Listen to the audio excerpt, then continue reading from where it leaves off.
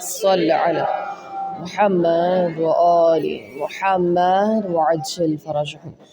بسم اللہ الرحمن الرحیم. الحمد للہ رب العالمین وصلی اللہ علی محمد وآلہ الطیبین الطاہرین المعصومین المظلومین ولعنۃ اللہ علی اعدائهم اجمعین. اما بعد فقد قال تبارک وتعالی فی کتاب المجید والفرقان الحمید وقولہ الحق واصدق الصادقین. بسم اللہ الرحمن الرحیم. نريد أن نمن على الذين استضعفوا في الأرض نجعلهم أئمة ونجعلهم الوارثين. صلوات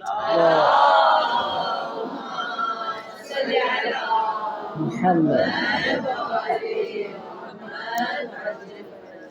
تمام تر حمد و ثنا و ذات واحد کے لیے کہ جو رحمان ہے، جو رحیم ہے، وہ پروردگار عالم کے جس نے مجھے اور آپ کو ایک بار پھر یہ موقع دیا کہ ہم فرش عزائے امیر المؤمنین پر حاضر ہوں اور اپنے دلوں کو مزید جلا بخشیں کلام نور جناب امام علی ابن ابی طالب علیہ السلام سے.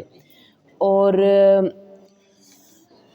کل سے ہم نے جہاں پر بات کو چھوڑا تھا اور بتایا تھا کہ ہم آغاز ہمیشہ سورہ قدر کی، شبہ قدر کی کسی ایک نقطے سے کریں گے. کل جو ہم نے بیان کیا وہ یہ کہ سورہ قدر کہ جس کا امامت سے بہت گہرا تعلق ہے اور امامت کے بہت مستند اور مضبوط ترین دلائل میں سے ہے، یعنی ملائکہ اور روح کا نازل ہونا امر لے کر، تو یقیناً وہ صاحب امر کے اوپر ہے. تو جب بھی شبہ قدر آئیں گی تو اس کا مطلب یہ ہے، اس کا مفہوم یہ ہے کہ کوئی صاحب امر ہے کہ جس کے اوپر ملائکہ اور روح نازل ہو رہے ہیں.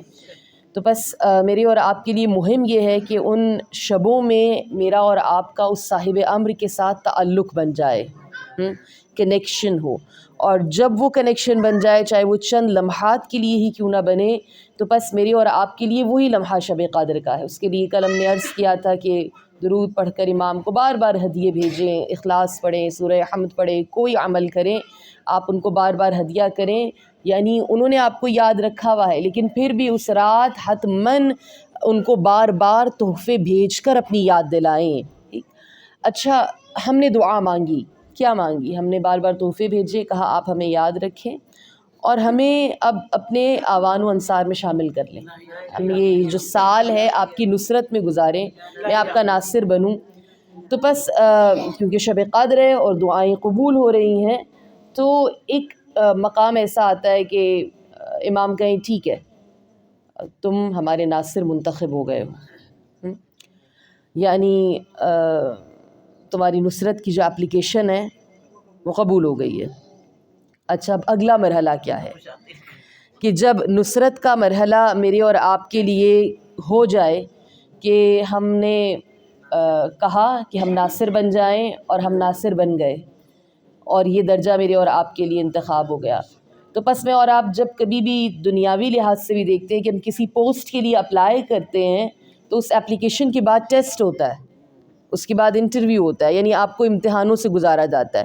اور اگر آپ اس کے اندر پاس ہوتے ہیں تو پھر آپ کہتے ہیں کہ آپ ایلیجبل ہیں کہ اب آپ اس پوسٹ کے اوپر آ سکتے ہیں، یعنی اپلیکیشن ایکسیپٹ ہو گئی. لیکن اس کے مقابلے میں اب پروردگار عالم مجھے اور آپ کو بہت سے امتحانات میں ڈالے گا. یعنی ناصر امام بننا صرف ایک پوسٹ نہیں ہے بلکہ ایک پورا سسٹم ہے، ایک پورا نظام ہے جو میری اور آپ کی زندگی کے ایک ایک چیز کے اوپر حاوی ہے اور اس سے متصل ہے، اس سے مربوط ہے. مثال کے طور پر اب میں کہہ تو رہی ہوں کہ مجھے ناصر بننا ہے، میری دعا شاید قبول بھی ہو رہی ہے، لیکن اگلے ہی مرحلے خدا مجھے ایک امتحان میں ڈالتا ہے. میرے پاس ایک ایسی سچویشن آتی ہے جس میں میرے پاس چوائس ہے کہ مجھے یا تو سچ بولنا ہے یا جھوٹ بولنا ہے. اگر میرا دنیاوی فائدہ بظاہر جھوٹ بولنے میں ہے تو میں فوراً سے جھوٹ بولوں، میرا نفس فوراً سے مجھے اس بات پر مائل کرے گا کہ اس فائدے کو لے لو اور جھوٹ بول دو. تو اب کیا یہ جھوٹ بول کر یا اس معیار کے ساتھ اپنے عمل کے میں امام کی نصرت کر پاؤں گی یا نہیں؟ یا وہ جو دعا میں نے مانگی اور خدا نے مجھے اگلے ہی لمحے ایک امتحان میں ڈالا، تو کیا وہ میری اب دعا اجابت تک گئی ہے یا نہیں گئی؟ اس طرح کی بہت ساری رکاوٹیں جن کو عبور کرنا ہوتا ہے. ہم کہتے ہیں نا ہم آپ کی رہنمائی میں یہ راستہ طے کرنا چاہتے ہیں, ہم آپ کی رہنمائی میں یہ نصرت کے مراحل, یہ زمینہ سازی طے کرنا چاہتے ہیں. تو بس شب قدر میں ہم نے نصرت, نہ صرف نصرت مانگنی ہے بلکہ ایک اسٹرانگ, ایک بڑا مضبوط توسل کرنا ہے ان امتحانات کے لیے کہ جب میرے پاس امتحان کا وقت آئے تو اے خدا میرے قدم نہ ڈگمگائیں, یہ نہ لرزیں. یعنی ایک پورا سسٹم. کیوں؟ کیونکہ میں اور آپ کب اس سسٹم کا حصہ بنیں گے جو مہدوی ہے, جو علوی ہے, جو فاطمی ہے, جب میں اور آپ اپنے عمل کو میزان اور معیار عمل علی کے سامنے رکھیں گے. یعنی میزان کیا ہے میرے اور آپ کے لیے؟ امام کا عمل ہے. جب تک میرا عمل امام کے عمل کے, ان کی سیرت کے مطابق نہیں ہوگا تب تک میں اس پورے سسٹم میں داخل نہیں ہو سکتی. بالکل ایسے جیسے شہادت ہے. یعنی ایسا نہیں ہوتا کہ ایک گولی کہیں سے آئے گی, آپ کو لگ جائے گی اور آپ شہید ہو جائیں گے, یا آپ ایسے ہی کسی بام بلاسٹ میں مارے جائیں گے. نہیں, بلکہ شہید ہونے کے لیے ایک پوری شہید کی زندگی گزارنی پڑتی ہے. اور جب آپ, یعنی شہید وہ زندہ شہید ہوتا ہے, اس کی زندگی ایسی ہوتی ہے کہ تب کہیں جا کر اسے وہ مقام ملتا ہے کہ وہ شہادت دے, آخری وقت گواہی دے پروردگار عالم کی توحید کی, اور اس کا خون رہتی دنیا تک الہی راستوں کی جانب لوگوں کو بلائے, الہی سیرت کی جانب لوگوں کو بلائے. یہ کب ہوتا ہے؟ جب پوری زندگی اس سسٹم کے تحت گزاری جاتی ہے جو الہی ہے. تو شب قدر میں کنیکشن بھی ہے, شب قدر میں نصرت بھی مانگنی ہے, مگر شب قدر میں توفیق بھی مانگنی ہے. یہ بھی کہنا ہے کہ اے خدا جب میرا امتحان لیا جائے تو میں اس امتحان میں کامیاب. اور پھر اس کے بعد اور بہت سارے مراحل ہیں, یعنی یہ دوسرا مرحلہ ہے. اور اس کے بعد کبھی کبھار ایسا ہوتا ہے کہ آپ 99 آپ سٹیپ پر پہنچتے ہیں. آپ نے بچپن میں ہم سب نے لوڈو کی والی گیم کھیلی ہے نا, سانپ والی گیم, اور کبھی کبھار 98 اور 99 پہ سانپ ہوتا ہے. یعنی آپ سارے مراحل عبور کر کے چلے جاتے ہیں, مگر کوئی کام آخری وقت پر ایسا ہو جاتا ہے کہ آپ کی ساری پروگریس زیرو ہو جاتی ہے. یعنی ہر لمحے میرے اور آپ کے لیے اہم ہے. یعنی یہ پوسٹ آسان نہیں ہے نصرت کی, یہ اہم ہے, بہت اہم ہے, اور اس کے لیے بہت سے مراحل ہیں. تو شب قدر آتی ہے ان تمام تر باتوں کی تقدیر کو معین کرنے کے لیے, اور میرا اور آپ کا سارا سال کا عمل طے کرتا ہے کہ مجھے اس شب قدر میں کیا ملنے والا ہے, کیا میرے اور آپ کے لیے مقدر کیا جاتا ہے. ہم واپس آتے ہیں وصیت کے مراحل, اور آج ہم اسی پورے پروسیس کے بارے میں, اور بہت ایک اہم سوال کے بارے میں جواب ہے. لیکن وہ سوال میں پہلے نہیں بتاؤں گی. جوانوں کا بھی سوال بہت ہے, بڑوں کا بھی وہ سوال بہت ہوتا ہے. اس کے لیے آپ کو پوری مجلس سننی پڑے گی, اور سوال وہ آخر میں ہے. ٹھیک ہے, کہ وہ سوال کیا ہے جس کے لیے پروردگار عالم نے ایک پورا نظام مجھے اور آپ کو دیا ہے. اور وصیت کے فراز میں, بلکہ نہج البلاغہ اگر آپ اٹھا کر دیکھیں تو اس میں کئی ایک مقامات پر امام المتقین نے اس کے اوپر بات کی ہے, امیر المؤمنین نے اس کے اوپر بات کی ہے.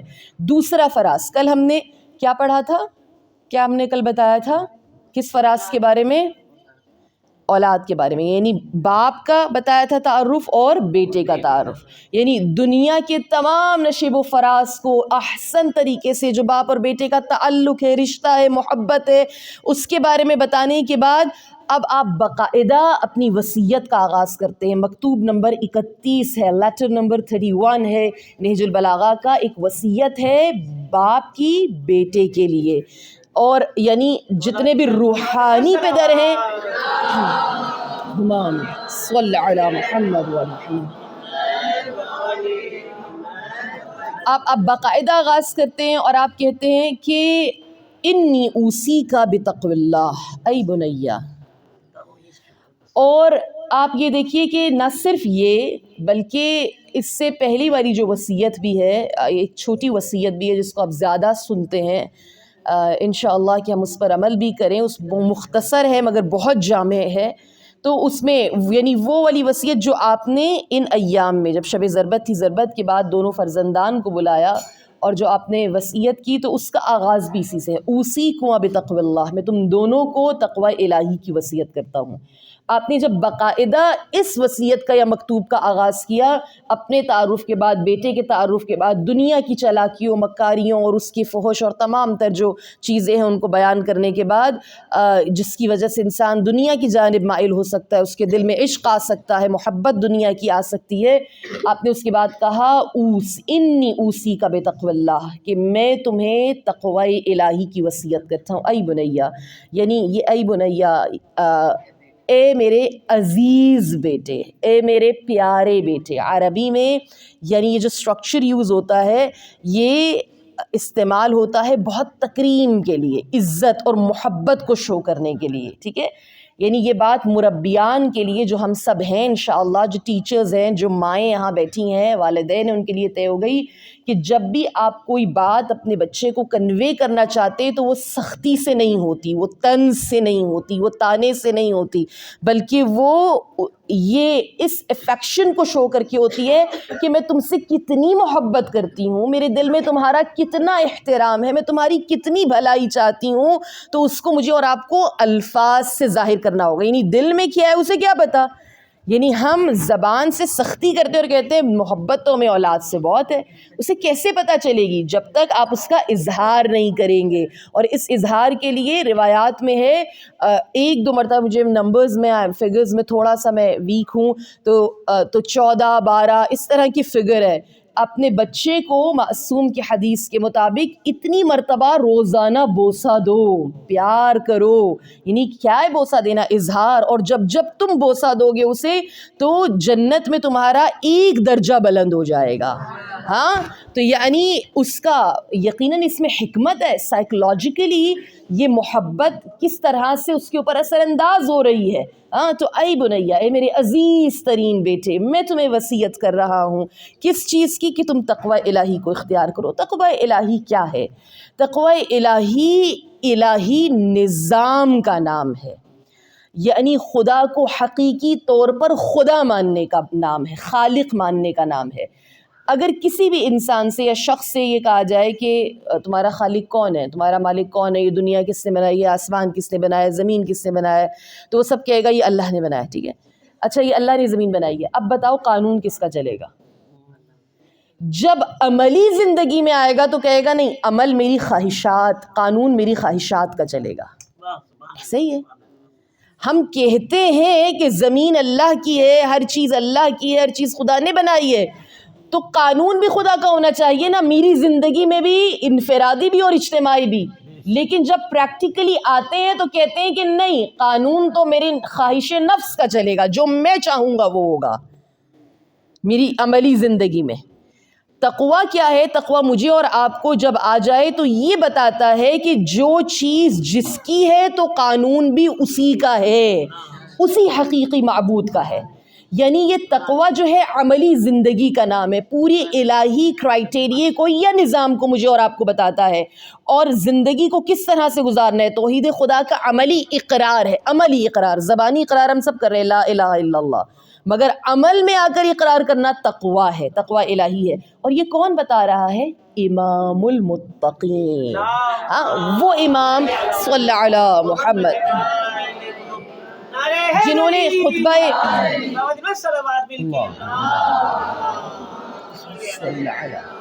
محمد خطبہ حمام 191 خطبہ 191 خطبہ ہے نہج البلاغہ میں، کہ جس میں آپ نے ایک دو نہیں بلکہ حمام کو، اپنے صحابی کو 110 صفات بتائی ہیں تقویٰ کی۔ ہاں، اور یعنی 110ویں پر بھی آپ خاموش نہیں ہوئے تھے بلکہ حمام کی روح قفس انصری سے پرواز کر گئی تھی۔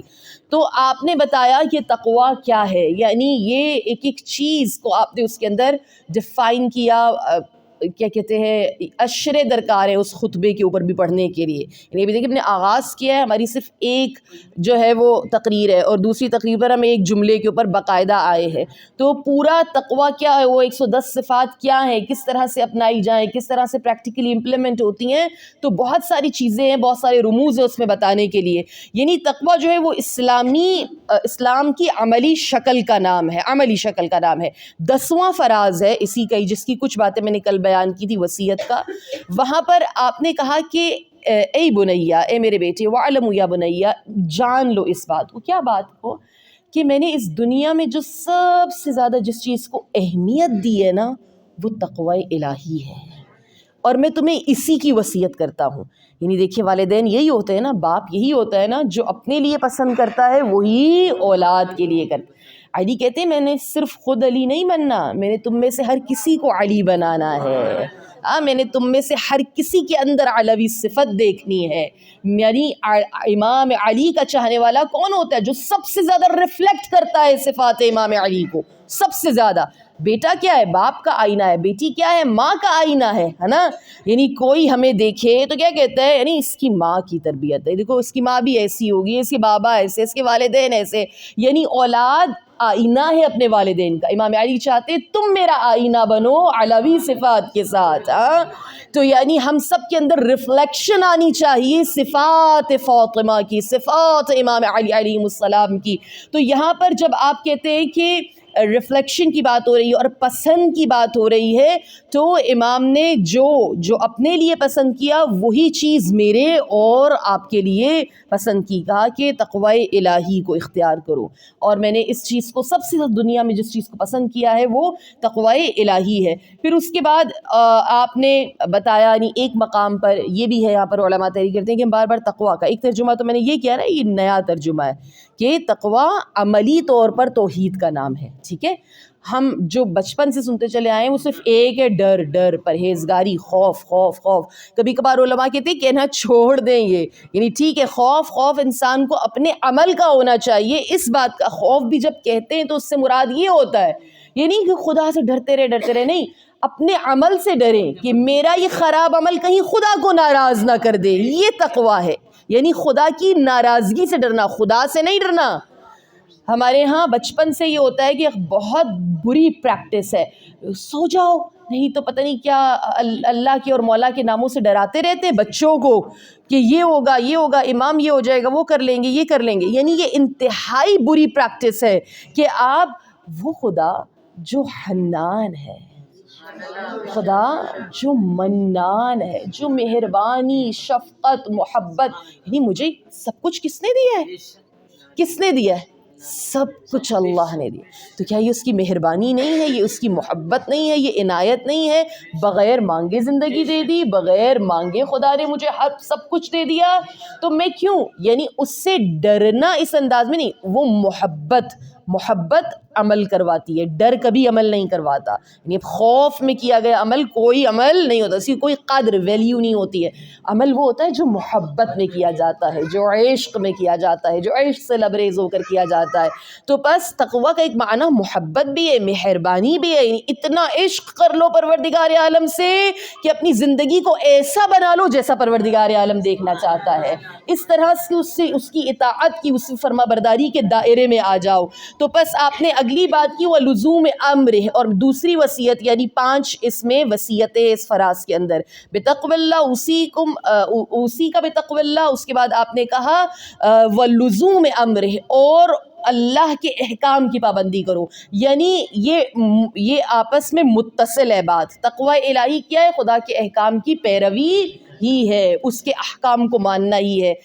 اگلا جو موضوع ہے جو اس کے ساتھ امام نے متصل کیا بہت عجب ہے، یقیناً اس کے اندر کوئی حکمت ہے. تقوی کے بعد، احکام الہی کی پیروی کے بعد فوراً سے آپ موضوع قلب پر آئے ہیں. قلب بہت مہم ہے. یعنی یہ اس وصیت میرے لیے اتنا مشکل تھا کہ میں ان 3 یا سہ روزہ مجالس کے لیے کیا پڑھوں اور کیا چھوڑوں. تو اتنے فراز تھے، ان میں سے میں نے کہا نہیں میں اس کو نہیں چھوڑ سکتی، یہ بڑا مہم ہے، بہت اہم ہے، جو قلب کا ٹاپک ہے. چند جملات ہیں مگر بہت اہم ہے، اور اس کا ہونا بہت ضروری ہے، اور وہ اس سوال سے متصل ہے جسے آخر میں آپ کو بتانے والی. یعنی تقوی آ گیا، احکام الہی کی پیروی ہے، اور تیسرا یہ قلب ہے. آپ کہتے ہیں کہ دل کی آبادی وعمارتی قلبی کا بذکر، اللہ کے ذکر سے اپنے قلب کو آباد کر لو. یعنی انسان کا جو قلب ہے وہ تمام تر ارادوں کا، خواہشات کا، نیتوں کا، سوچوں کا مرکز ہے. جو سوچ یہاں پر ہوگی نا وہی عمل میں ڈھلے گا. جو ارادہ یہاں ہوگا وہی عمل سامنے آئے گا، جو یہاں پر نیت ہوگی وہی چیز انسان پریکٹیکلی کرے گا. تو کہا کہ یہاں پر کیا ہو، اس کو آباد رکھو. کس چیز سے؟ ذکر خدا سے. اچھا اب یہ ذکر خدا کیا ہے؟ اس کے لیے اس پر میں بہت زیادہ پہلے بھی بات کی ہے اور ابھی بھی قرآن کی ایک آیت بھی ہے. اچھا کیا ہے ذکر خدا؟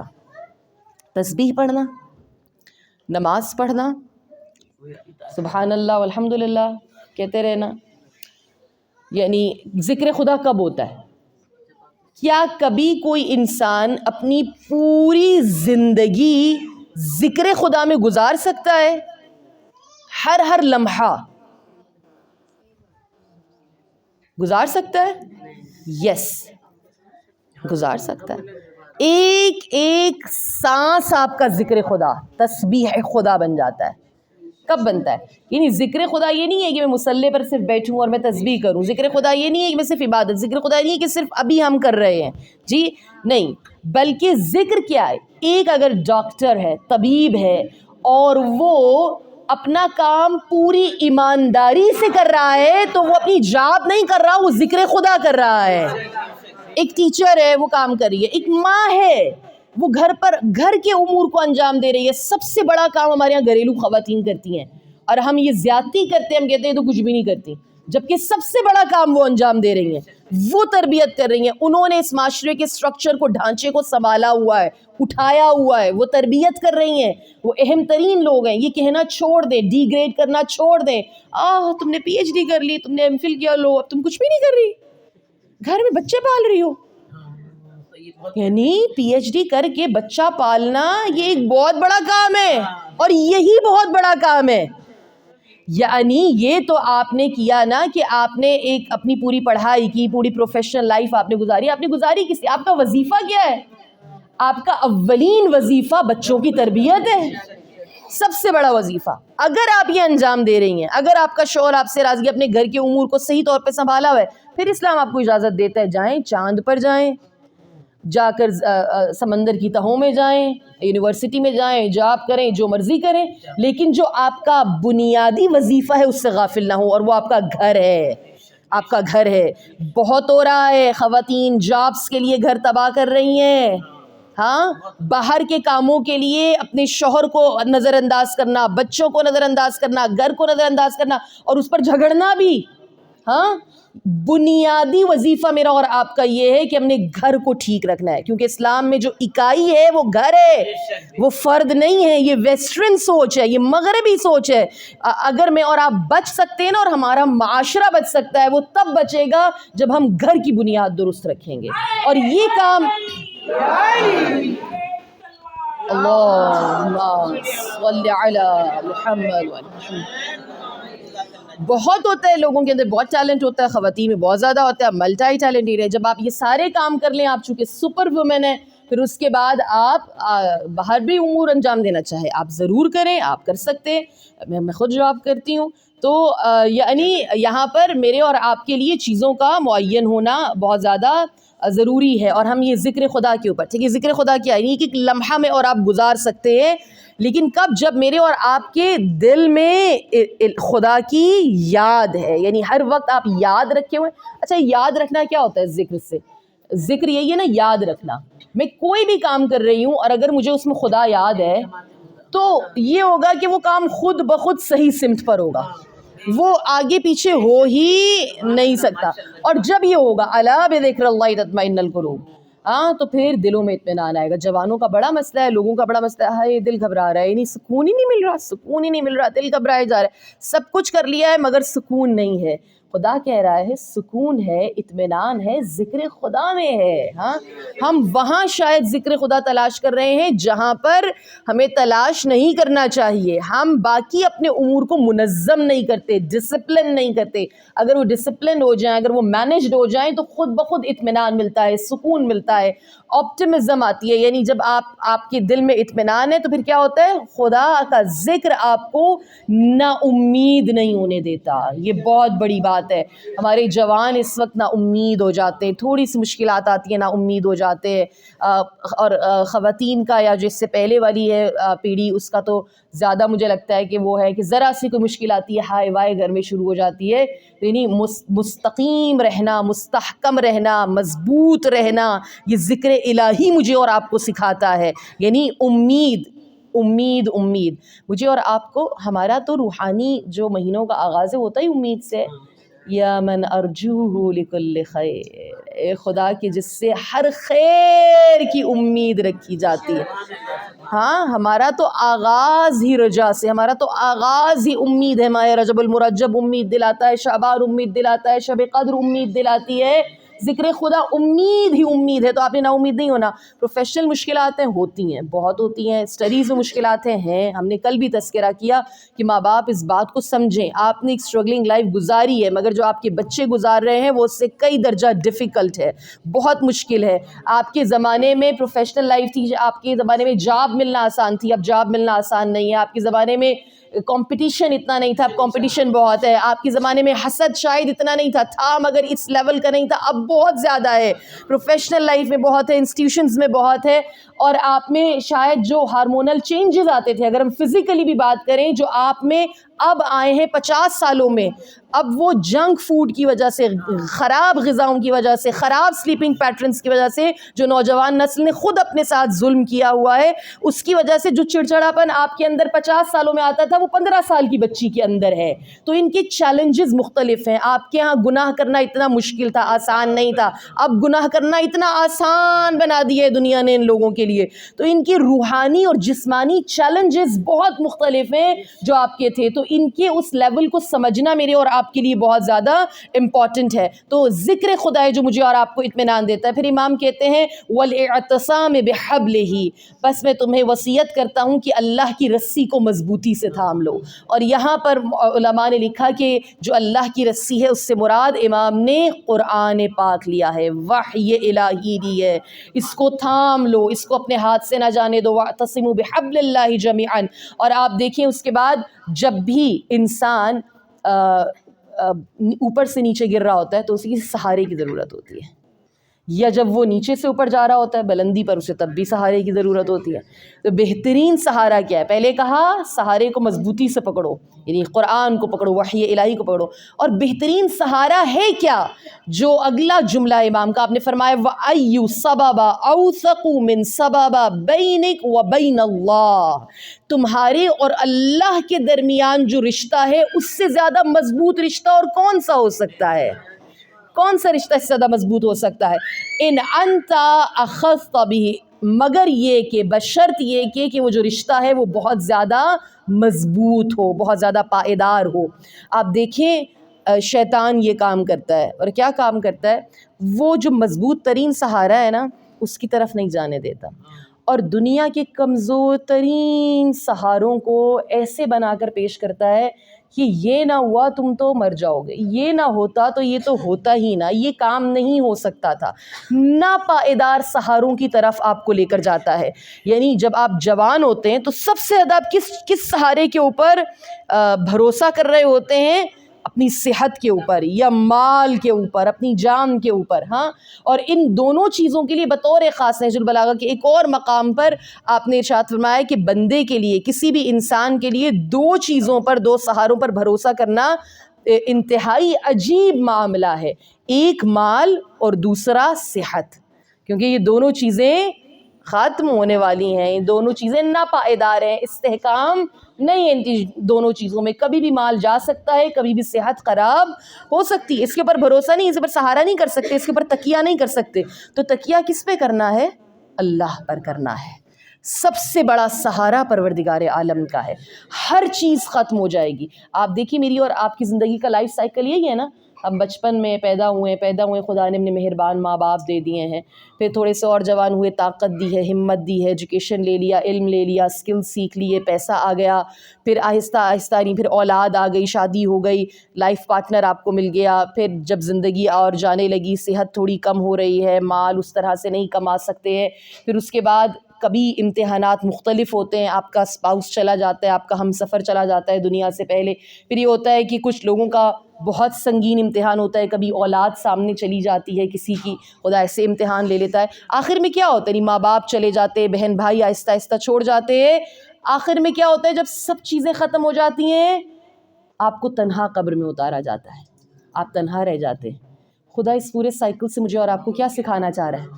وہ یہ سکھانا چاہ رہا ہے دیکھو آخر میں کچھ نہیں رہے گا، صرف میں ہوں گا اور تم ہوگے، ہر سہارا چھوڑ جائے گا، ہر رشتہ چھوڑ جائے گا، ہر چیز ختم ہو جائے گی، جو چیز ختم نہیں ہوگی وہ میرا اور تمہارا ساتھ ہے۔ امام کہہ رہے ہیں اس سے بہترین اور مضبوط رشتہ کون سا ہو سکتا ہے جو تمہارا اور تمہارے اللہ کا ہے۔ نعرہ تکبیر، اللہ اکبر، نعرہ رسالت، یا رسول اللہ، نعرہ رسالت، یا رسول اللہ، نعرہ حیدری، یا علی، حیدری، جہاد معصومین بہت بن صلوات۔ اللہم صل علی محمد۔ اس کے بعد آپ کا تیسرا فراز وصیت کا شروع ہوتا ہے، اور یہ قلب سے متصل، سے چند جملات لیں گے، میں نے آپ کی زحمت کو تمام کیا۔ پھر آپ فرماتے ہیں رہنمائی قلب میں اگلا فراز ہے، اس کے اندر 12 وصیتیں ہیں، جو دوسرا تھا اس کے اندر 5 تھیں، یعنی اب اس کے اندر 12 وصیتیں، جس میں سے ہم 4-5 ہی پڑھ سکیں گے جو قلب سے ہی ریلیٹ کرتی ہے، یعنی پچھلی گفتگو سے ہی ہے۔ فراز یعنی پیراگراف، یعنی گفتگو، یعنی آپ کی جو اگلا سٹارٹ ہوا ہے بات وہ۔ تو احیی قلبک بالموعظہ، آپ فرماتے ہیں کہ وعظ اور نصیحت سے دل کو زندہ رکھو۔ اس کا مطلب یہ نہیں دل مر بھی جاتے ہیں، مردہ بھی ہو جاتے ہیں، اس کی وجہ سے امام کہہ رہے ہیں ان کو زندہ بھی رکھنا ہے، آباد رکھنا ہے خدا کی ذکر سے، اور اس کو زندہ رکھنا ہے۔ زندہ رکھنے کے لیے وعظ ہے، نصیحت ہے، اور سب سے بڑا جو وعظ میرے اور آپ کے لیے ہے وہ قرآن ہے۔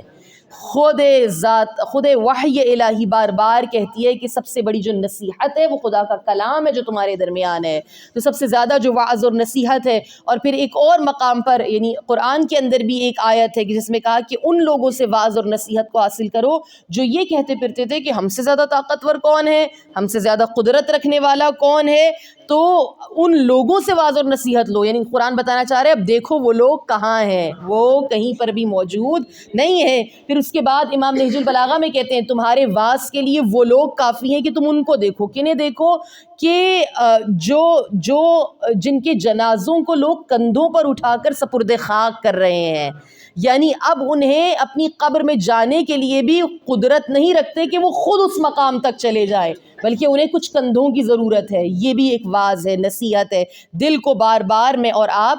پھر کیا ہوگا اگر ہم واعظ، یعنی واعظ اور نصیحت کے لیے زیادہ جو پروردگار عالم مجھے کہہ رہا ہے کہ ہم ہسٹری میں جائیں اور طاقتور لوگوں کو دیکھیں کہ وہ کہاں پر ہیں، یا ہم موت سے واعظہ لیں، نصیحت لیں۔ اور یہ باقاعدہ ہے اس میں کہ اگر آپ کو وعظ و نصیحت چاہیے دل کے لیے تو قبرستان جائیں، ہفتے میں ایک بار ضرور جائیں، ہے نا۔ اور اگر سب سے بہترین تو یہ ہے موت کو یاد رکھنے کے لیے کہ اپنی قبر بنائیں، ہے نا۔ اور اگر اپنی قبر ہو، جیسے بہت میرے لیے ایک آئیڈیل خاتون ہے نفیسہ، جو ہسٹری آف اسلام میں گزری ہے، جن کے لیے کہا جاتا ہے کہ آپ نے 6000 قرآن قبر میں اپنی تلاوت کیے ہیں، اپنی قبر میں تلاوت کیے ہیں مرنے سے پہلے۔ تو یعنی اگر ہم سب اپنے اس مقام کو یاد رکھیں تو مجھے لگتا ہے معاشرے سے کافی بیماریاں اور برائیاں ختم ہو سکتی ہیں اگر یہ واعظ، یہ نصیحت، یہ موت مجھے واعظہ یاد رہے۔ وَأَمِتْهُ بِالزَّهَادَةِ، پھر آپ کہتے ہیں زہد سے اس کی خواہشات کو مار دو، یعنی پہلے قلب کو زندہ رکھنے کے لیے وعظ و نصیحت ہے، اور اس کو مارنے کے لیے زہد۔ زہد کیا ہے؟ زہد اصلاً دل سے عشق دنیا کو نکالنا ہے، یہ زہد ہے۔ یعنی انسان کے قلب کا اگر روح کا میں اور آپ جائزہ لیں تو اس مثال سے بہت خوبصورتی سے میں اور آپ دیکھیں تو ہمیں سمجھ میں آ جاتا ہے امام کا یہ جملہ کہ انسان کا دل ہے، جو روح ہے وہ ایک باغ کی مانند ہے۔ باغ میں کیا ہوتا ہے؟ بہت سے پھولدار، پھلدار، خوشبودار پودے ہوتے ہیں، لیکن ساتھ ہی کچھ زہریلی جڑی بوٹیاں بھی ہوتی ہیں، ہاں تو کیا ہوتا ہے اگر اس باغ کو آباد رکھنا ہے تو جو پھولدار پھلدار خوشبودار پودے ہیں درخت ہیں ان کی حفاظت کرنی ہے، اور جو جڑی بوٹیاں ہیں ایکسٹرا ہیں بیکار ہیں زہریلی ہیں ان کو اکھاڑ کر پھینکنا ہے۔ تو یہ جو زہر انسان کے قلب میں بھرے گا، یہ جو نقصان دے گا وہ محبت دنیا ہے۔ تو زہد سے اسے مرنے نہیں دینا، یعنی اس کی خواہشات کو مار دو زہد سے، اور وعظ و نصیحت سے اس کو زندہ رکھنا ہے۔ پھر اس کے بعد آپ کہتے ہیں وقوت بالیقین، اور پھر اس کو قوی بھی کرنا ہے۔ ہر عضو ہوتا ہے لیکن اس عضو کی کیا حیثیت ہے، کیا اس کی صحت کا معیار ہے، وہ آیا صحت مند ہے یا نہیں ہے۔ آپ نے فرمایا دل کی جو صحت ہے قوت ہے اس کو بڑھانا ہے، اس کو سہارا دینا ہے، مگر کس چیز سے؟ یقین سے۔ اب یہ یقین کی منزل کیا، میرے پاس بالکل کوئی وقت نہیں ہے کہ میں اس کے بارے میں بات کروں، یہ بہت ایک ڈیپ ٹاپک ہے۔ یقین کیا ہے؟ یقین کو حاصل کرنے کا ایک طرح سے حکم ہے، حاصل کرو اسے۔ آپ زیارت وارثہ میں اور باقی ائمہ کی زیارات میں کیا پڑھتے ہیں؟ اشہد انک قد اقمت الصلاۃ وآتیت الزکاۃ وامرت بالمعروف ونہیت عن المنکر حتی اتاک الیقین۔ آپ نے یہ تمام امور کو انجام دیا یہاں تک کہ آپ کو یقین حاصل ہو گیا۔ اس یقین کے ذریعے سے ہم نے قلب کو قوت دینی ہے، سہارا دینا ہے، یعنی ہر کام کر رہے ہیں مگر یقین یقین یقین، خدا ہے خدا ہے خدا ہے، اس بات کا یقین یہ میرے اور آپ کے قلب کو سہارا دے گا، قوت دے گا۔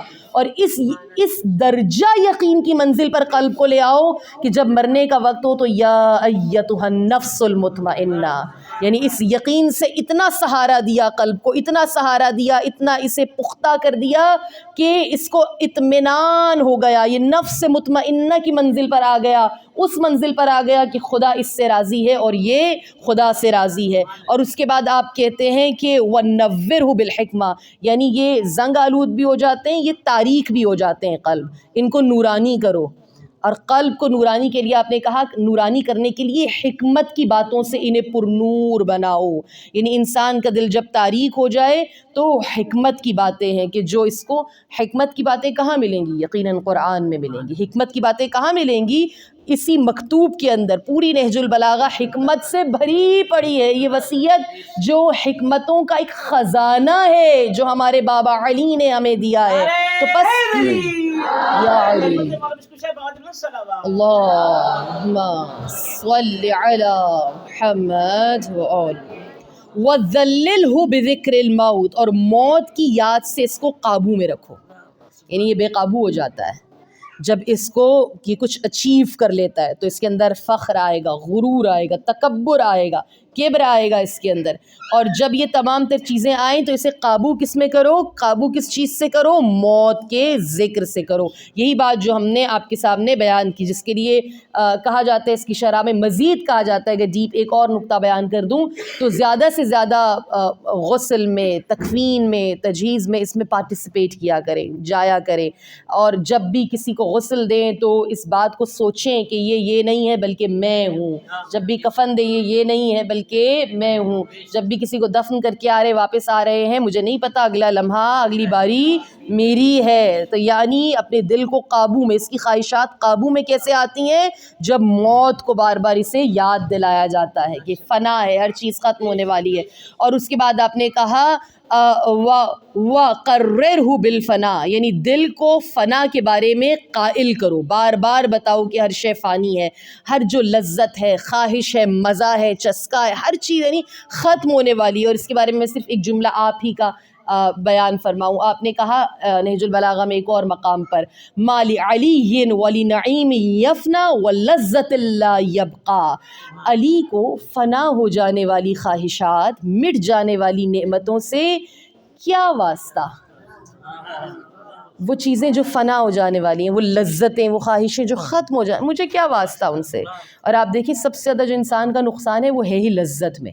جتنی ہم لذیذ غذاؤں کی طرف جاتے ہیں نا وہ اتنا نقصان دہ ہے صحت کے لیے، ہم جتنے مزے کے لیے جاتے ہیں وہ اتنا ہمارے لیے نقصان دہ ہوتا ہے۔ اب کہتے ہیں یہ تو ختم ہو جائے گا، یعنی یہ دائمی نہیں ہے، یہ تو تھوڑا سا ہے، تھوڑے وقت کے لیے ہے، اور جو تھوڑے وقت کے لیے اس سے کوئی واسطہ نہیں ہے۔ پھر آپ کہتے ہیں وہ بصرہ فجاعی الدنیا، دنیا کے حادثات اس کے سامنے لے کر آؤ۔ فجاعی عربی میں کہتے ہیں ایک ایسے وار کو جو سخت وار ہو کسی حیوان کی طرف سے یا کسی انسان کی طرف سے، تو بار بار جو حادثات زمانہ ہیں، یعنی جو ایسا وار کرتے ہیں پھر انسان کا تخت پلٹ جاتا ہے، یعنی کچھ ایسے حوادث دنیا میں گزرے ہوئے ہیں کہ جس میں ایسا سخت حملہ کیا گیا ہے پھر انسان نہیں رہا۔ اس طرح کے حادثات سے اپنے قلب کو بار بار ڈراؤ، اور پھر اس کے بعد کہتے ہیں وَحَذِّرْهُ صَوْلَةَ الدَّهْرِ، اور گردش روزگار سے اسے ڈراؤ۔ صولہ کہتے ہیں کسی درندے یا فرد کے سخت حملے کو، فجاعی کہتے ہیں معذرت کے ساتھ، فجاعی جو اس سے پہلے بیان ہوا وہ بہت ہی زیادہ کرب دینے والی اذیت کو، غم کو، اندوہ کو کہتے ہیں۔ اور اس کے بعد آپ نے فرمایا کہ وَفُحْشُ تَقَلُّبَ اللَّيَالِي وَالْأَيَّامِ، اور جو لیل و نہار کے تصرفات ہیں ان سے اسے کہو۔ ایک طریقہ ہے کہ جو لیل و نہار کے حوادث ہیں ان سے بچنے کے لیے، بس میں نے آپ کی زحمت کو تمام کیا، صحیفہ سجادیہ کی ایک دعا ہے جو دعائے شام و سحر ہے، اور اس کو اگر آپ پڑھیں تو بہت خوبصورت انداز میں امام نے دعا مانگنا سکھائی ہے۔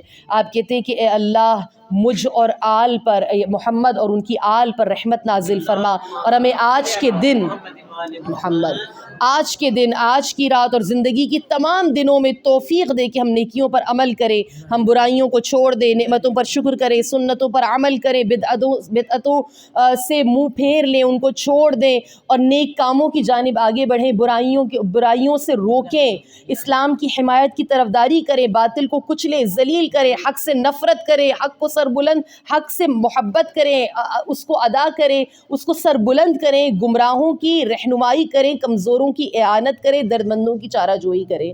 یہ جو آخری فراز ہے اور جو اس سے زیادہ ملا ہوا ہے زمانے، یہ جو لیل و نہار کی بات ہو رہی ہے، اس وقت کتنے لوگ ایسے ہیں کہ جو اتنے اطمینان کی صورت میں بیٹھے ہیں، لیکن ہزاروں مسلمان اس وقت فلسطین میں اس قدر برے حالات سے دوچار ہے۔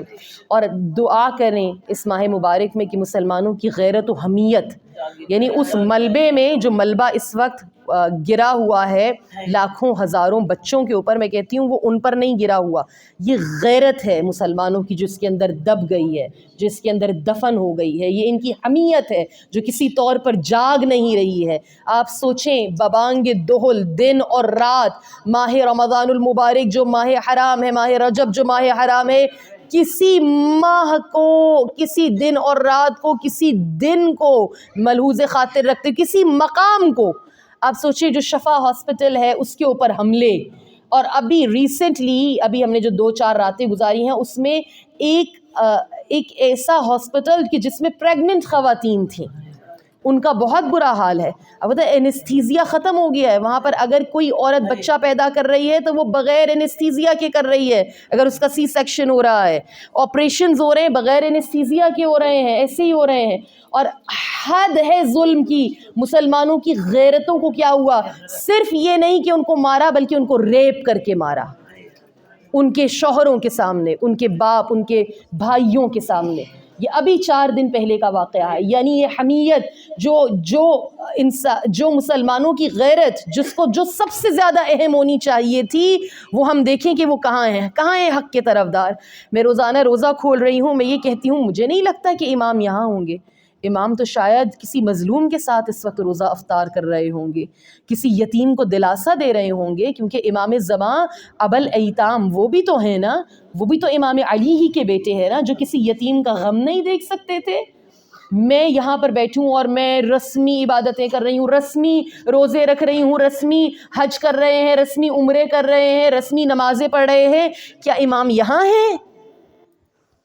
کیا امام اس عمل کو دیکھ رہے ہیں یا اس عمل کو دیکھ رہے ہیں کہ جہاں پر ملبے کا ڈھیر ہے اس ڈھیر پر بیٹھ کر لوگ کہیں اللہم انی لک صمتو، اس پر کہیں، اس ڈھیر پر کہیں، اس امتحان میں کہیں خدا ہم تجھ پر ایمان رکھتے ہیں، ہم تجھ پر توکل کرتے ہیں۔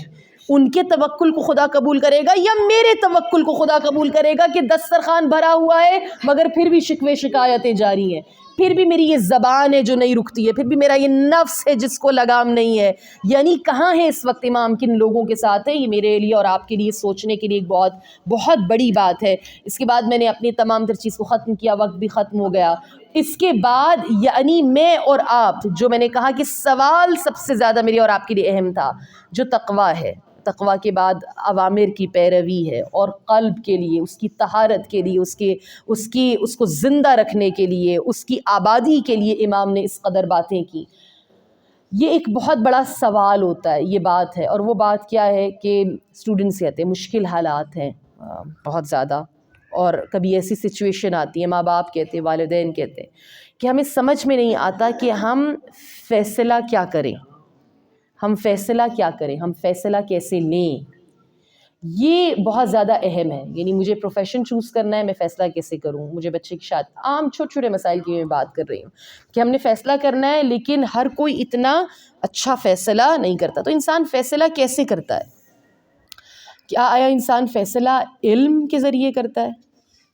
علم کی بنیاد پہ کرتا ہے کہ جو جتنا صاحب علم ہوگا وہ اتنا اچھا فیصلہ کرے گا؟ یا یہ ہوگا کہ انسان فیصلہ تجربے کی بنیاد پہ کرتا ہے، جو جتنا تجربے کار ہوگا وہ اتنا اچھا فیصلہ کرے گا؟ یا یہ کہ میں آپ کے سامنے آپشنز رکھ رہی ہوں، بتائیں. علم کی بنیاد پہ کرتا ہے انسان فیصلہ، جتنا صاحب علم ہو اتنا اچھا فیصلہ کرے گا. یس کرے گا. جو تجربہ رکھے، بہت تجربہ ہے تو وہ زیادہ اچھا فیصلہ کرے گا. اچھا، اور یا وہ جو انسان بہت زیادہ سیاست، حکمت رکھتا ہے سیاسی طور پر، اور اس کو کبھی کبھار جینس میں بھی ملی ہوتی ہے، یعنی جو ہے کہ یعنی فیملی ہے یہ بڑی اچھی، بڑی نوبل ہے اور بڑی ایجوکیٹڈ ہے، یا وہ اچھا فیصلہ کرے گا. ہاں، انسان نہ علم سے کرتا ہے تجربہ فیصلہ، نہ تجربے سے کرتا ہے، نہ سیاست سے کرتا ہے، نہیں کرتا. اس کی مثالیں میں آپ کو دوں. ایک کلاس میں سیم کریکولم پڑھا ہے، سیم ٹیچر نے پڑھایا 50 بچوں کو، سیم علم حاصل کیا ہے، سیم اسکول سے کیا، ایک ٹیچر سے کیا. کیا ان 50 کے 50 بچوں کی ڈیسیژن میکنگ کی جو پاور ہے وہ سیم ہوتی ہے؟ تو اس کا مطلب یہ ہے کہ علم سے کتنے صاحبان علم ایسے، عبداللہ ابن عباس مکے میں موجود ہیں، کربلا ہو رہی ہے، کتنے بڑے عالم ہیں، تفسیر کی کتنی روایات ہیں قرآن کی ابن عباس سے، کتنی احادیث ہیں، مگر یہ علم انہیں کربلا پہنچا. یعنی انسان علم کے ذریعے سے بھی فیصلہ، تجربہ، کتنے تجربہ کار تھے، بیٹھے رہ گئے کربلا نہیں گئے. اتنے تجربہ کار ہوتے ہیں، ہم اپنی عام زندگی میں دیکھتے ہیں مگر فیصلہ درست نہیں کر پاتے، کبھی غلط فیصلہ کر لیتے ہیں. بہت تجربہ ہوتا ہے مگر تجربہ غلط کام کر جاتا ہے. یعنی حالات کچھ اور ہوتے ہیں، حالات کو نہیں بھانپ پاتے، غلط تجربہ کر لیتے ہیں، غلط فیصلہ کر لیتے ہیں. اسی طرح سے آپ دیکھیں خاندانی یا جینس میں بھی نہیں ہوتی ہے یہ بات. ایک ہی والدین کی 6 اولادیں ہیں، 6 کی 6 صحیح ڈیسیژن نہیں لیتی. کوئی ایک ہے جو مدبر ہوتا ہے، کوئی ایک ہے جو بہتر، اس کے اندر ان کی سیاست یا ان کی حکمت آ سکتی ہے، مگر سب کے اندر نہیں آتی ہے. تو پھر انسان کہاں سے فیصلہ کرتا ہے؟ کیسے فیصلہ کرتا ہے؟ وہ لوگ جو کربلا پہنچ گئے وہ کیسے پہنچ گئے؟ وہ لوگ جو اپنی زندگی کے بہترین فیصلے کر لیتے ہیں وہ کیسے کر لیتے ہیں؟ ٹھیک ہے، اور ان فیصلوں کا کے بہترین ہونے کی بھی ایک ڈیفینیشن ہے. یعنی یہ نہیں ہے کہ میں اور آپ دیکھیں کہ جو دنیاوی طور پر بہت کامیاب ہے تو ہم کہیں واہ واہ کتنے بہترین فیصلے کیے ہیں اس نے، ہے نا. تو دنیاوی طور پر تو کربلا میں جو موجود نہیں تھے ان کا بڑا فائدہ تھا، انہوں نے مال وہ سمجھ رہے تھے بچا لی، دولت بچا لی، اولاد بچا لی، گھر بچا لیا، سب بچا لیا. تو لوگ کہیں واہ واہ کتنا بہترین فیصلہ تھا، آپ نے تو سب بچا لیا. لیکن اس وقت کامیابی بچانے میں نہیں، لٹانے میں تھی. ہاں، تو وہ معیار نہیں بہترین کسی کے فیصلے کو کہنا جو دنیا کا معیار ہے، نہیں، بلکہ میرے اور آپ کے لیے انسان جو فیصلہ لیتا ہے وہ قلب کی قوت سے لیتا ہے، جس کو آباد رکھنے کے لیے اور جس کی طہارت کے لیے خدا نے تقویٰ قرار دیا ہے. اسی لیے پہلے تقویٰ ہے، یعنی انسان اپنے قلب سے ڈیسیژن لیتا ہے. ٹھیک ہے، اور قلب وہ نہیں ہے یعنی یہ پمپنگ مشین نہیں ہے کہ یہ عضو نہیں ہے، بلکہ قلب روح ہے، قلب عقل ہے، قلب شعور ہے، جس کے تحت انسان جو ہے وہ فیصلے لیتا ہے. اس کی طہارت پروردگار عالم نے کہا کہ تقویٰ سے کرو. ہاں، اور جو تقویٰ اختیار کرے گا، جو اپنے قلب کو طاہر رکھے گا، پاک رکھے گا، نورانی رکھے گا، آباد رکھے گا، قوی کرے گا، سہارا دے گا یقین سے، جو اتنی جد و جہد کر رہا ہے. سورہ عنکبوت کی آیہ نمبر 69 کہتی ہے کہ پس جو خدا کی راہ میں اس طرح جہاد کرے. جہاد کیا ہے؟ تقویٰ جہاد بھی ہے. ایک اور ڈیفینیشن اس کی یہ ہے، جد و جہد کرنا. جب ایک شخص الہی احکام کی پیروی کر رہا ہے اور ان کی خدا کی اطاعت کر رہا ہے تو کیا کر رہا ہے؟ وہ کوشش کر رہا ہے، وہ جہاد کر رہا ہے. اور خدا کہہ رہا ہے کہ جو یہ جہاد کرے گا تو اس کے لیے راستوں کو میں خود ہموار کروں گا، اس کو راستے میں خود دکھاؤں گا۔ تبرکاً میں اس آیت کو بتا دوں، والذین جاہدوا فینا لنہدینہم سبلنا وان اللہ مع المحسنین، اور جنہوں نے ہماری راہ میں کوشش کی ہم ضرور انہیں راستہ دکھائیں گے۔ یہ وعدہ ہے الہی۔ جو تقوی اختیار کرے گا، جو طہارت و پاکیزگی لے کر آئے گا، جو اپنے قلب کو مصفا کرے گا، خدا کہتے ہیں جو یہ جہاد کرے گا میرا وعدہ ہے میں اسے کامیاب کروں گا، میرا وعدہ ہے کہ مدد میری جانب سے آئے گی۔ یعنی جو میرے اور آپ کے لیے تقوی ہے، زعم تقوی کیا ہے؟ زعم تقوی یہ ہے میں متقی ہو گیا ہوں۔ جو حقیقی اہل تقوی ہوتے ہیں نا، وہ ہمیشہ کہتے ہیں تم متقی نہیں ہو۔ جس لمحے انہوں نے اپنے آپ کو یہ یقین دلا دیا نا کہ وہ متقی ہیں، وہیں سے زوال شروع ہو جائے گا، وہیں سے ہلاکت شروع ہو جائے گی۔ یعنی تقوی ہر سرے سے نئے انداز میں پیدا کرنا ہوتا ہے، ہر سرے سے نئے انداز میں پیدا کرنا ہوتا ہے، اور کبھی بھی یہ نہیں ہوتا کہ ہاں یہ لیول آئے اور کہے کہ میں متقی ہو گیا ہوں۔ نہیں، ہر بار آپ کو یہ یقین دلانا ہے کہ آپ ابھی متقی نہیں ہوئے ہیں، اور جب یہ یقین آ جاتا ہے تو انسان، اور یہ کام سخت ہے بہت زیادہ۔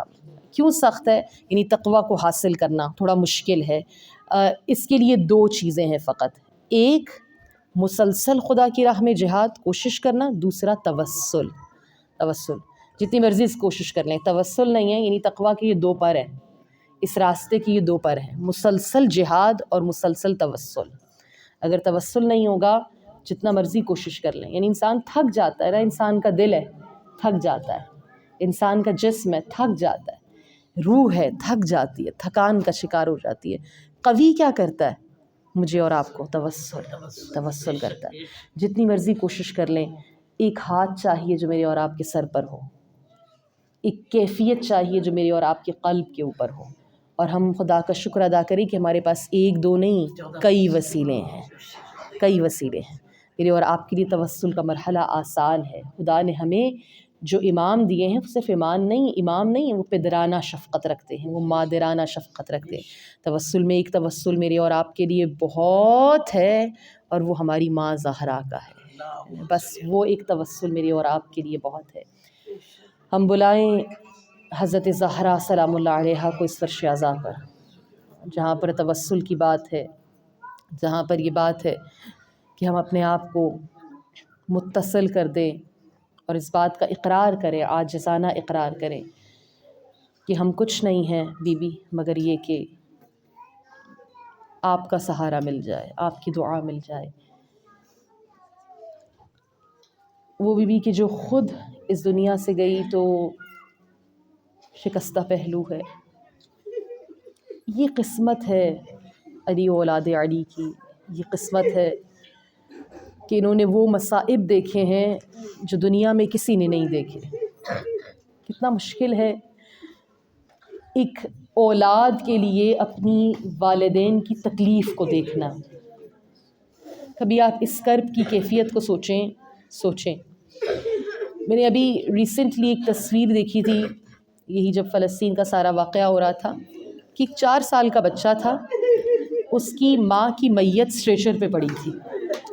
اس بچے کو شاید یہ پتہ بھی نہیں تھا کہ اس کی ماں مر گئی ہے، مگر اس کی آنکھوں میں جو حسرت تھی کہ اس کی ماں اسے رسپانس نہیں کر رہی، اس کی بات کا جواب نہیں دے رہی، اور کوئی نہیں تھا، وہ تنہا کھڑا ہے ماں کی لاش پر، کوئی اس کا وارث نہیں ہے۔ کتنا مشکل ہے اس بچے کے لیے اس حقیقت کو اپنانا، کتنا مشکل ہے۔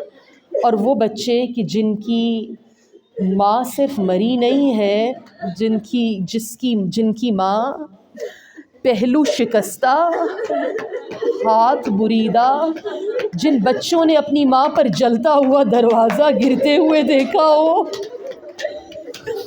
جن بچوں نے دیکھا ہو کہ ماں ایک ہاتھ پسلیوں پر رکھے ہوئے ہے اور ایک ہاتھ سے دیوار کا سہارا لیتی ہے اور گھر کے امور کو انجام دیتی ہے، اور پھر جب وہ بچے تھوڑا بڑے ہو جائیں تو انہیں بابا کا کھلا ہوا سر دیکھنا پڑے۔ یہ لمحات جو میں اور آپ کبھی ہنس کے گزار دیتے ہیں، سوچیں ان دنوں میں کیفیت قلب زینب کیا ہوگی، ان دنوں میں ام کلثوم اور حسنین و عباس کی کیفیت کیا ہوگی۔ جنہوں نے بابا کا سر نہ صرف دوبارہ دیکھا بلکہ وہ زہر جو آہستہ آہستہ پورے جسم میں سرائیت کر رہا تھا، وہ زہر جو اتنا سخت تھا، جب طبیب نے دیکھا تو کہا اے حسن اگر یہ زہر پورے کوفہ کو دے دیا جاتا تو کافی تھا، جس زہر میں مولا امیر کے لیے اس تلوار کو بجھایا گیا۔ بس جب امام کو گھر لے آئے، قلم نے مصائب یہاں تک بیان کیے تھے کہ جب آپ کو گھر لانے لگے تو کہا اصحاب سے کہو یہی رک جائے، علی یہی کوفہ ہوگا، یہی زینب ہوگی، جب اس زینب کو رسیوں سے جکڑ کر لایا جائے گا۔ بس جب آپ آ گئے اپنے حجرے میں موجود ہیں مگر دیکھتے ہیں کہ بچے موجود ہیں اور ساتھ ہی قاتل کو لایا گیا ہے جس کے چہرے کا رنگ زرد ہے خوف سے، جس کے ہاتھ لرز رہے ہیں اور اس کے ہاتھوں اور پیروں کو رسیوں سے باندھا ہوا ہے۔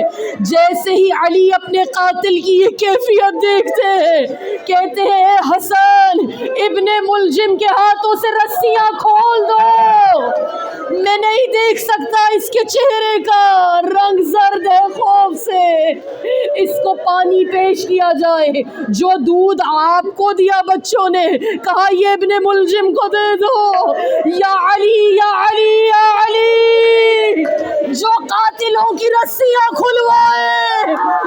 جب اس کی بیٹیاں کوفے میں آئے 18 گلے اور 1 رسن، وہ سکینہ جو جب کھڑا ہونا چاہتی، جب اس کی پھپھیاں پورے قد سے کھڑی ہوتی تو اس کے گلے کی رسی جو اس کی سانس میں آنے کا خلل ہوتی۔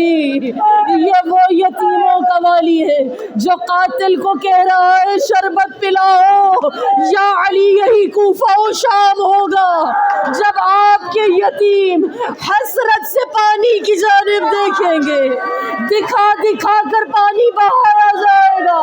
آپ ہی کی آل ہے جو 3 دن تک کربلا میں بھوکی اور پیاسی رہے گی، اے علی آپ ہی کی آل ہے جس کے اوپر شام میں صدقے کی کھجوریں پھینکی جائیں گی۔ جو امام اس قدر مہربان ہو، بس امام کبھی غش میں آتے ہیں اور کبھی ہوش میں آتے ہیں، مگر تکلیف اور اذیت ہے جو بڑھتی جا رہی ہے۔ جلدی سے طبیب کو بلوایا گیا، جیسے ہی طبیب آیا اس نے زخم کو دیکھا، کہا میں اتنا جانتا ہوں کہ زخم گہرا ہے، زہر بہت زیادہ ہے، زیادہ سے زیادہ آقا کو دودھ پلایا جائے تاکہ زہر کی شدت میں کچھ کمی آئے۔ اس کے بعد کہتے ہیں طبیب نے ایک پرانا علاج تھا کہ جسے تجویز کیا، ایک خاص گوسفند ہے اس کو ذبح کروایا گیا، کہتے ہیں اس کی ایک رگ ہے جس کے اندر یہ صلاحیت ہوتی تھی کہ زہر جتنا بھی ہو وہ زہر کو اپنے اندر سمو لیتی تھی۔ حسنین نے گوسفند ذبح کیا، وہ رگ لا کر دی گئی، امام کے سر پہ جو شق تھا شگاف تھا وہاں طبیب نے اس رگ کو رکھا اور آپ کے سر پر پٹی کو باندھ دیا گیا۔ جب تھوڑی دیر کے بعد طبیب نے وہ پٹی کھولی، سر سے امامہ اتار کر کہا انا للہ و انا الیہ راجعون۔ اے حسنین وہ رگ جو زہر کو جذب کرنے کے لیے رکھی گئی وہ پھٹ چکی ہے، زہر کی شدت بہت زیادہ ہے۔ بس جب یہاں سے ایک نا امیدی سی ہوئی، حسنین آئے کہ اس طبیب کو واپس لے کر آئے، جیسے ہی دروازے پر آئے کوفہ میں یہ خبر پھیل گئی تھی کہ امام کو زیادہ سے زیادہ دودھ دیا جائے۔ حسنین جب دروازے پر آئے تو دیکھا کوفہ کے ننھے ننھے یتیم بچے اپنے ہاتھوں میں کوزے لیے کھڑے ہیں۔ اے طبیب ہمارے حصے کا دودھ لے لے مگر ہمارے بابا علی کو بچا لے، ہمارے آقا علی کو بچا۔ الا لعنت اللہ علی القوم الظالمین وسيعلم الذين ظلموا أي